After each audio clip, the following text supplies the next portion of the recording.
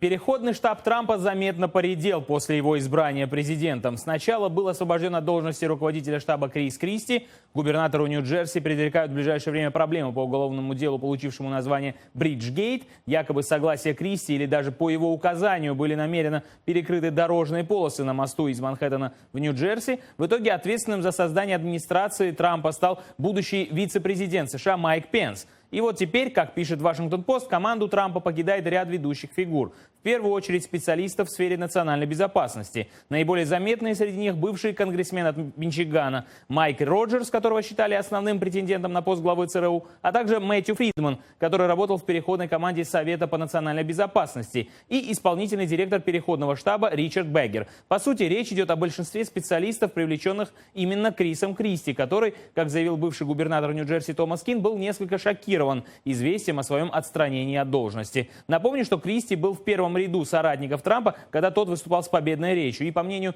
некоторых экспертов, решение удалить лоббистов из команды Кристи были инициированы Майком Пенсом. Кроме того, Вашингтон-Пост отмечает роль в этих перестановках зятя и одновременно советника Трампа Джареда Кушнера, который якобы давно имел зуб на Кристи. В 2005 году, будучи прокурором в Нью-Джерси, Кристи содействовал тюремному заключению отца Кушнера, девелопера и филантропа, по делу об уклонении от налогов.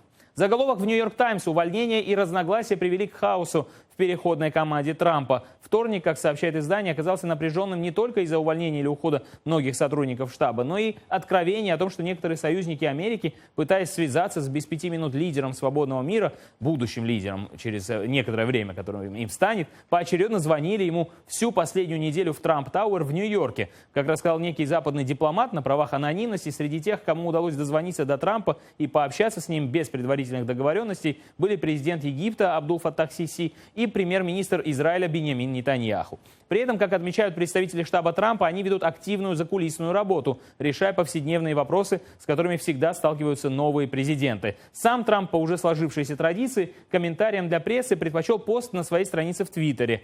«Сейчас осуществляется хорошо организованный процесс. Я определяю состав кабинета и кандидатов на многие другие посты. И я единственный, кто знает имена финалистов», написал Трамп. Кроме того, избранный президент США посредством соцсети напрямую ответил «Нью-Йорк Таймс» на опубликованный утром материал, заявив, что он на самом деле уже переговорил со многими руководителями государств. Трамп назвал Россию, Великобританию, Китай, Саудовскую Аравию, Японию, Австралию и Новую Зеландию. «Я всегда доступен», написал 45-й президент США, добавивший также, что представители «Нью-Йорк Таймс» слишком огорчены тем, что выставили себя дураками из-за освещения избирательной кампании Трампа.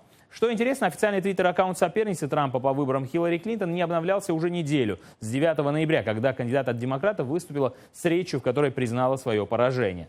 Возвращаясь к формированию администрации нового президента, добавлю, что не утихают страсти вокруг уже назначенного на должность главного стратега Белого дома Стивена Беннона. Та же Вашингтон-Пост отмечает влияние, оказываемое ультраправым специалистам на Дональда Трампа.